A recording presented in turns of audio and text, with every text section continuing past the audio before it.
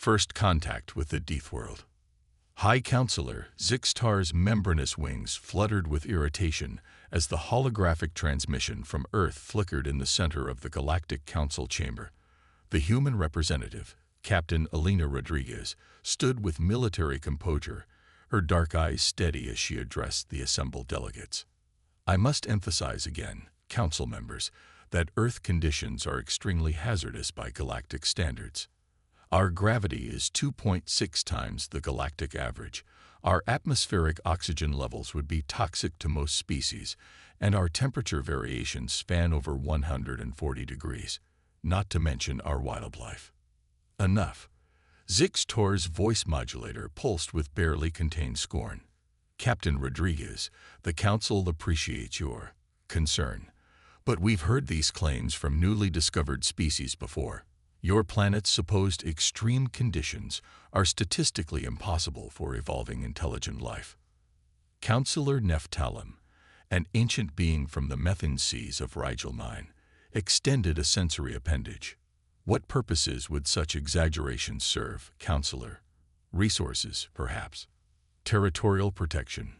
Before Rodriguez could respond, Science Minister Yellis interjected, adjusting her prismatic scales. Preliminary scans confirm Earth sits at a nexus of 3 wormhole junctions and possesses the largest rare element deposits documented in the Eastern Spiral. The motivation seems clear. Rodriguez sighed. We're not trying to protect resources. We're trying to protect you. Laughter rippled through the chamber, a cacophony of clicks, hums, and trills from 24 species. We've dealt with Deathworld claims before. Zixtar dismissed. The Council will dispatch a diplomatic contingent to establish formal relations. This discussion is concluded. As the transmission ended, Ambassador Telavos approached the Council dais. Her silvery skin shimmered under the chamber lights, 4 elegant arms folded in formal petition. High Counselor, I volunteer to leave the Earth expedition. My species' adaptability to varied environments makes me the logical choice. Zixtar's compound eyes studied her. Telavos had successfully negotiated with 17 newly discovered species. Her reputation was impeccable. Very well, Ambassador. Select your team and depart within 3 cycles. Expose this transparent deception and secure reasonable access to Earth's resources. 3 weeks later, the galactic vessel Harmonic Unity pierced Earth's atmosphere, descending toward the designated landing zone in the region humans called Colorado. Ambassador Telavos studied the sensor readings from the command deck. Environmental analysis complete, announced Science Officer Krell, his bulbous head bobbing as he reviewed the data. Atmospheric composition shows higher oxygen than optimal, but within tolerance parameters. Gravity readings are uncomfortable but manageable with compensators. Temperature is a pleasant 22 degrees, nothing remotely matching their catastrophic claims. Telavos nodded, her silver skin reflecting the console lights. As expected, prepare the delegation for first contact. The ship settled in a green valley surrounded by impressive mountains. Through the viewports, a small human delegation waited, 5 individuals without environmental protection or weaponry.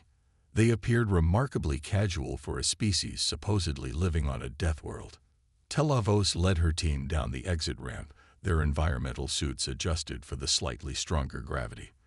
The first step onto Earth soil felt heavier than expected, but nothing their exoskeletons couldn't handle. The air tasted sharp through their filters, oxygen-rich but breathable with proper filtration. Dr. Michael Chen stepped forward from the human group, hand extended in what their briefing called a handshake gesture. Ambassador Telavos, welcome to Earth. I hope your journey was comfortable. Telavos matched the gesture awkwardly with her upper right hand. Thank you, Dr. Chen. Your hospitality is appreciated, though I must say your warnings seem greatly exaggerated. Our instruments detect nothing extraordinarily dangerous. Chen's smile tightened almost imperceptibly. The day is young, Ambassador. The diplomatic tour began pleasantly enough. The humans guided them through a forest trail, explaining Earth's ecosystem as they walked. Science Officer Krell constantly scanned plants and insects, occasionally collecting samples with childlike enthusiasm. Fascinating biodiversity, he chirped, examining a colorful insect, but hardly threatening. Security Chief Verex, a reptilian Draxian with natural armor plating, maintained vigilant watch despite the seemingly peaceful surroundings. The terrain is more difficult than anticipated, he noted as they climbed a gentle slope. The gravity compensation is working harder than projected. 3 hours into their hike, the first incident occurred. Cultural Liaison Miri, the most delicate member of the delegation, collapsed suddenly, her respiratory system struggling. Dr. Chen rushed to her side, quickly assessing the situation. Pollen reaction, he diagnosed, gesturing to nearby flowering plants. Your environmental filters probably aren't calibrated for our allergens. The delegation's medical officer, Dr. Zahn, administered emergency treatment while Chen contacted their base camp for assistance. Within minutes, Miri stabilized, but the incident left the delegation unsettled. A simple allergic reaction. Tilavos dismissed, though less confidently than before. It could happen anywhere. Perhaps, Chen agreed. But Earth has over 50,000 different plant species producing pollen. Many evolved specifically to irritate respiratory systems. As they continued their tour, dark clouds gathered over the mountains with alarming speed. The humans exchanged glances and began distributing what they called rain gear, simple fabric coverings that seemed woefully inadequate. We should return to the ship, Science Officer Krell suggested, eyeing the darkening sky. Our atmospheric sensors indicate electrical discharge patterns forming. It's just an afternoon thunderstorm, assured Lisa Rodriguez, one of the human guides, and Captain Rodriguez's sister. We get them almost daily this time of year. Before they could debate further, the storm struck with shocking ferocity. Rain hammered down like liquid projectiles, immediately overwhelming the aliens' environmental suits' outer membranes. Lightning flashed overhead, the electromagnetic pulse temporarily disrupting their communication systems. Security Chief Verex stumbled under the onslaught, his exoskeleton warning of system failures. This is not normal precipitation, he shouted over the howling wind. The water is causing micro-failures in our protective gear. The humans moved with practiced efficiency, guiding the delegation toward a rocky overhang. Through the downpour, Telavos watched in astonishment as Lisa casually wiped rainwater from her face, showing no distress from what was shorting out their advanced technology. Your systems probably weren't designed for Earth's rainwater, Dr. Chen explained, helping Science Officer Krell adjust his failing suit. Our rain contains trace acids, minerals, and biological components. Nothing harmful to us, but apparently problematic for your filtration systems. As the storm intensified, a deafening crack split the air. A massive tree toppled toward them, its ancient trunk aimed directly at Ambassador Telavos. Before she could react, Dr. Chen lunged forward with impossible speed, pushing her clear of the crushing weight. The tree smashed into the spot where she'd stood moments before, its impact shaking the ground. Chen rolled to his feet, muddy but unharmed, and immediately checked Telavos for injuries. The ambassador stared in shock, not at the fallen tree but at the human who had moved faster than her species' neural impulses could even process. "How did you?" she began. "Adrenaline," Chen shrugged. "Basic human stress response." The delegation huddled under the overhang as Earth continued its assault. When a flash flood surged down the mountainside, threatening to sweep them away, the humans formed a living chain to guide them to higher ground, their bodies seemingly impervious to the punishing conditions. By evening, when they finally returned to the diplomatic vessel, the aliens were shaken. Their advanced environmental suits were compromised. 2 team members required medical attention, and Ambassador Telavos found herself reevaluating everything she thought she knew about humanity. In her private quarters, she recorded her first report to the Galactic Council. Day 1 on Earth has been educational. While the planet initially appeared benign, We've witnessed environmental conditions that our technology struggled to mitigate but which humans navigate without protection. Their warnings about their homeworld may warrant further investigation. Tomorrow we visit what they call a moderately dangerous ecosystem, an Australian outback. If today was their idea of safe conditions, I confess some apprehension about what awaits us. As the ship's systems hummed around her, Telavos watched through her viewport as lightning continued to flash across the Colorado sky, illuminating a world far more formidable than she had been prepared to believe. The true nature of Deathworlders.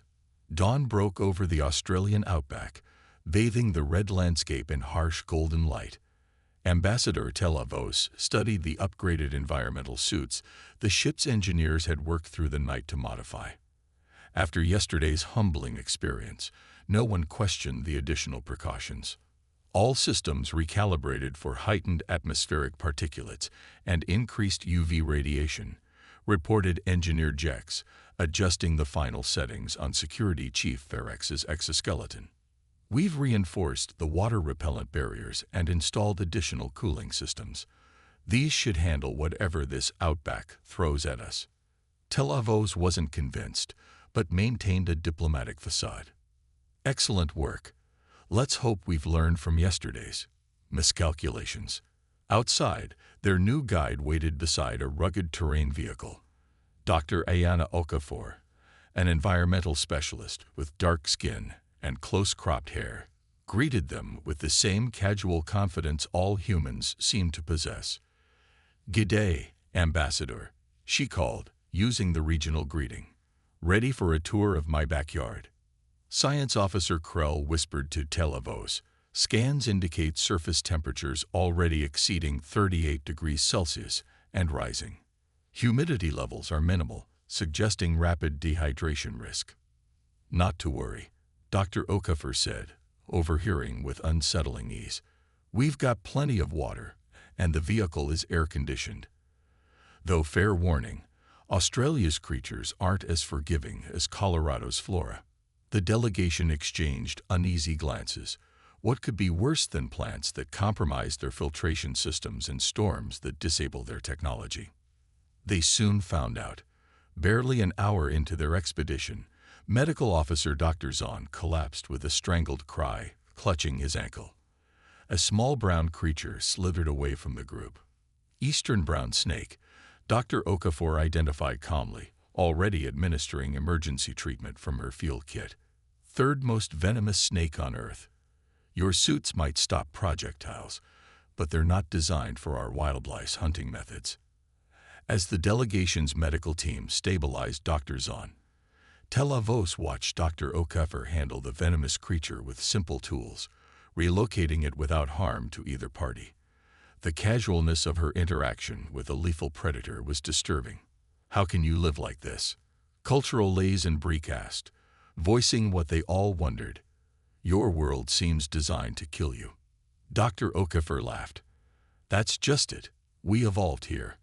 Everything that tried to kill us shaped what we became. We're not separate from this environment. We're part of it."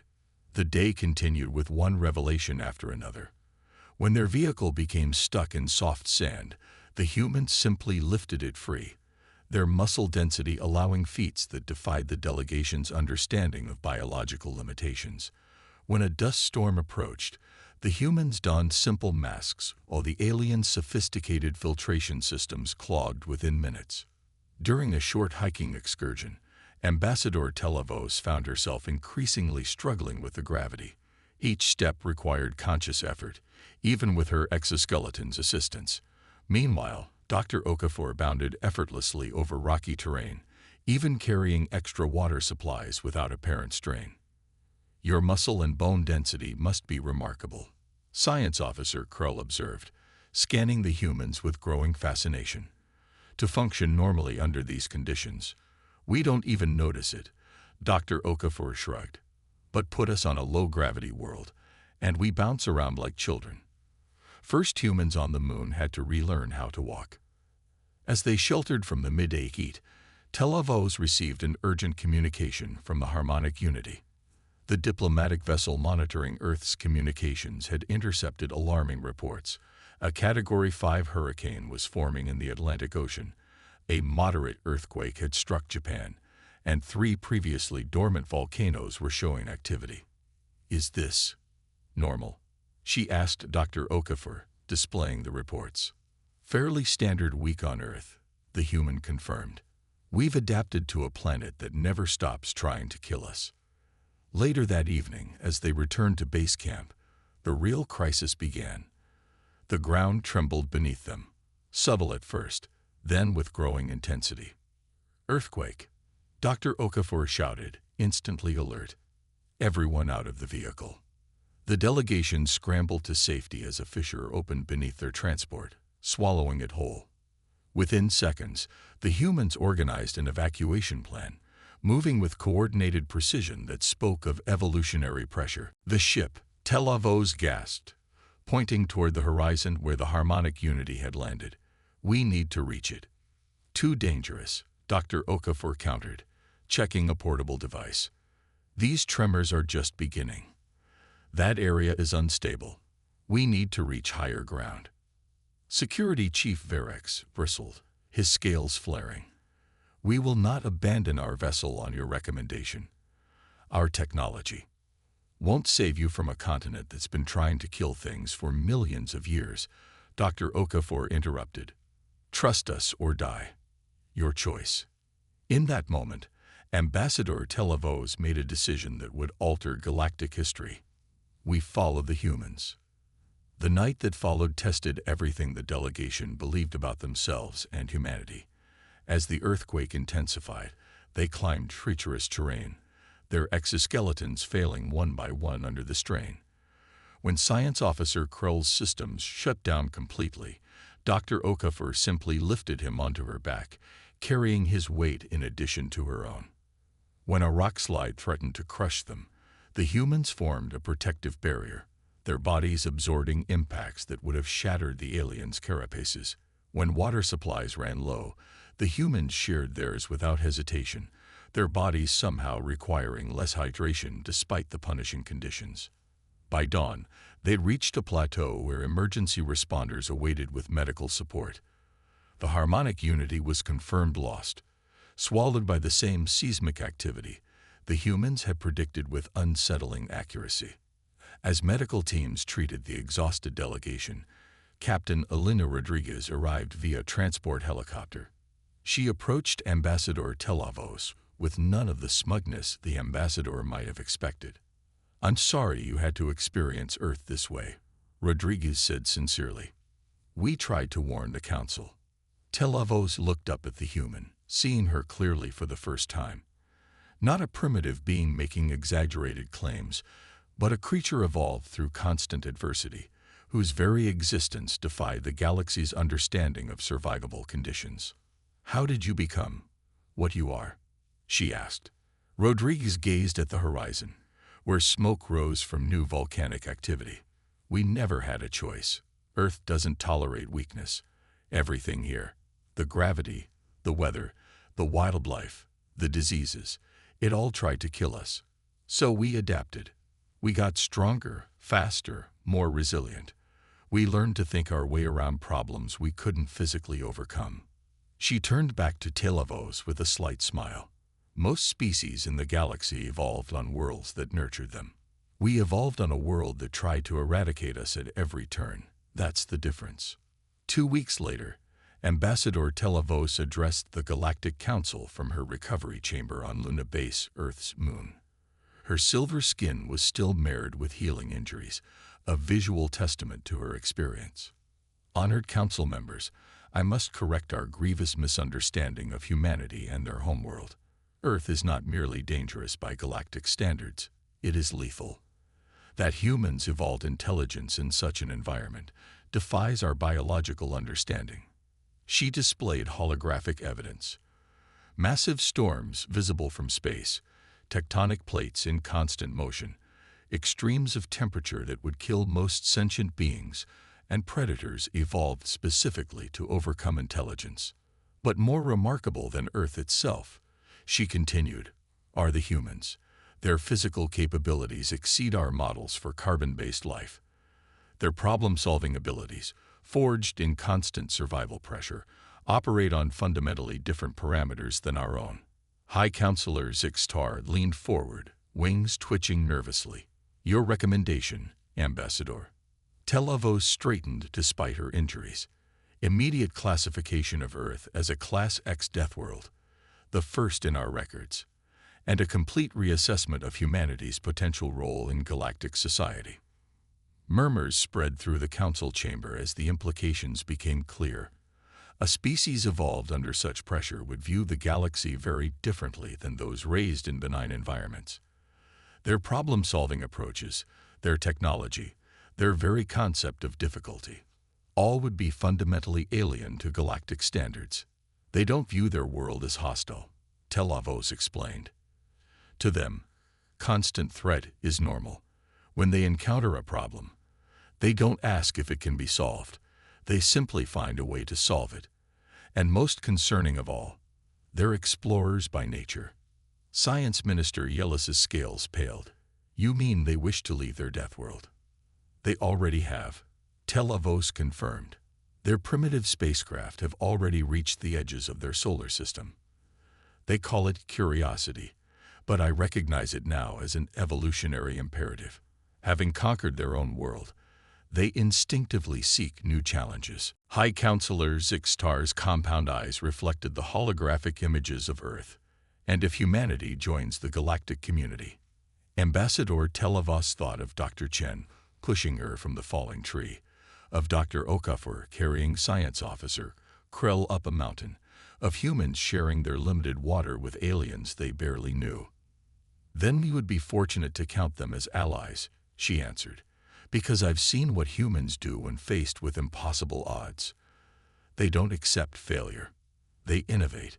They adapt. They overcome. She touched the largest of her healing wounds, a reminder of the night humans had placed themselves between aliens and death. A species that evolved on a world determined to destroy them doesn't know how to surrender. Remember that, Council members, when you consider humanity's petition for membership. These Deathworlders may well be the most powerful allies, or adversaries, our galaxy has ever encountered. As the council chamber erupted in debate, Ambassador Telavos smiled faintly. Soon, the galaxy would learn what she already knew. Humans weren't just survivors of a Deathworld. They were its masters. And that made all the difference.